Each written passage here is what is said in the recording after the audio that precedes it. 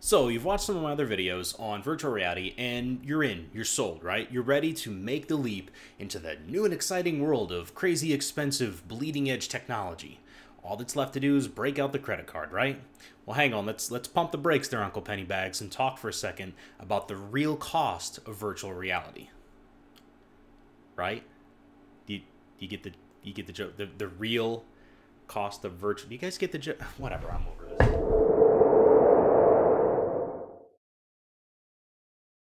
Hey everyone, it's Greg, aka the Ominous Hominid, and to figure out how much your shiny high-tech nerd goggles are going to cost, we first need to figure out what kind of experience you're after. Now, all VR consists of a screen, some sensors, something to hold a screen to your face, something to process graphics on, and then some sort of input, but not all VR is the same or equal.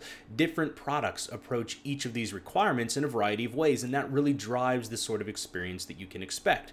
Now, these experiences fall very broadly into a couple of categories: mobile, console, and PC, which is more than a couple. It's three specifically. The mobile experience leverages a smartphone and combines it with an add-on that allows for a convenient face attachment. If you already have the right smartphone, this is easily the cheapest option for getting into VR. However, these experiences are also the least impressive. If you watched my previous video in this series where I mentioned presence, that's exactly what I'm talking about here. Remember, mobile devices, while absurdly powerful in their own right, are still not nearly as powerful as a console or a PC, so graphical fidelity and performance of the experience will suffer slightly. Also, the experience is powered by your phone's battery, so you're limited on play length. Currently, there are only really two devices in this space, and that is Google's Cardboard and the Samsung Gear VR. Now, Cardboard works with a ton of modern Android devices and is literally just a cardboard phone holder with some lenses. You can find it online for about $30 or less, although third parties do make slightly more expensive and less cardboardy, more plastic devices as well. Overall, it makes for an interesting demo of portable, cheap VR, but everything that I've tried definitely falls into the category of gimmick. It's an interesting demo. It's kind of cool to break it out at a, I don't know, party or something. I don't know why you would break out VR at a party. What kind of a party are you throwing? Gear VR, on the other hand, is a partnership between Oculus and Samsung and costs $99. But it only works with the newest Samsung Galaxy phones. If you need a phone and the Gear VR, you're looking at about $800. It's actually hard to give an exact price due to carrier incentives, so you're likely to get it cheaper than that. The content on the Gear VR is much less of a problem. You have games like Eve Gunjack and Keep Talking and Nobody Explodes, which frankly are so awesome in their own right that I'm actually tempted to trade in my Nexus just for those. So if you thought your choices in the mobile space were terrible, console's even more fun. Microsoft has been pretty quiet on the VR front, so PlayStation VR is the only real player in this space for now. We still don't know much about PSVR since it hasn't really been seen in the wild much and almost no one has spent time with it, so comparison between mobile and PC is pretty difficult. Now, we know obviously the PS4 is substantially more powerful than a phone, so you can expect an all-around better experience than mobile, but consoles are still not capable of running the same full-blown high frame rate and high fidelity experiences like their more capable and more expensive PC cousins. This has led to several rumors that both Sony and Microsoft are going to release upgraded versions of their current console, specifically to support those higher resolutions and higher frame rates.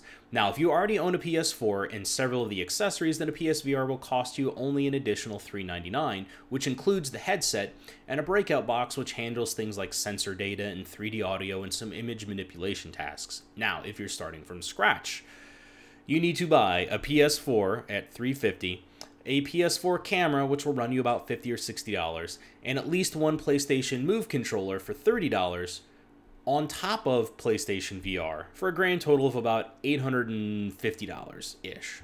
PC is where VR really shines, if you have the kit for it. The experiences you will get at this level, you definitely will not see anywhere else, at least not for a long time. This is also easily the most complicated category, as there's a number of different VR devices and a ton of different VR supported builds and a wide range of costs, so let's look at just the low end and the sane side of high end. Both the Oculus Rift and the HTC Vive have similar requirements, and they're the clear leaders in PC VR, so I'm going to be focusing on them. Now, they both require a relatively new computer with a top-tier video card, and you can buy a VR-ready PC directly from Oculus for around $950. or you can buy a Rift and PC bundle for about $1,500. Oculus definitely takes the lead on marketing here because HTC and Valve do not offer Vive-ready PCs, and no, Steam machines do not count. Now, maybe you're a bit of the hands-on type and you want to try and build your own gaming rig. In that case, the minimum VR spec is going to cost you around $800 for something like an Intel i5, 8 gigs of RAM, and an NVIDIA GTX 970. The AMD R9 290 is getting pretty difficult to find, but the newer R9 390 should still keep you around the same price point and performance.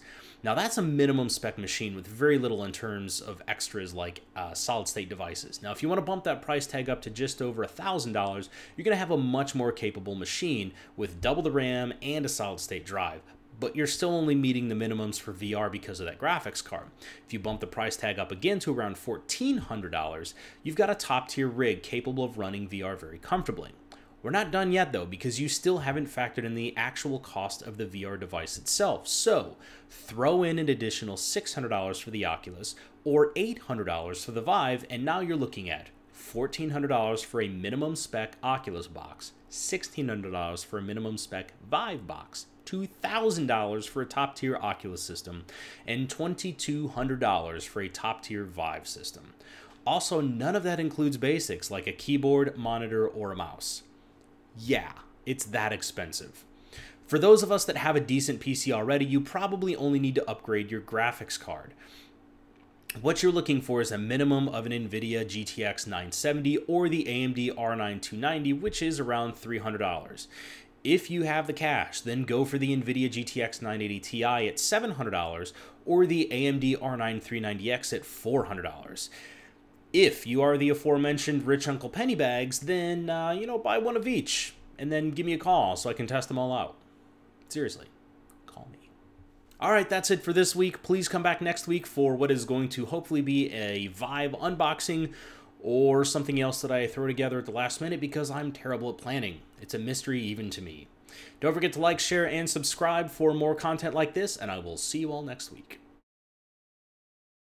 Now, bump that price tag up again to about $1,400, and you're now words.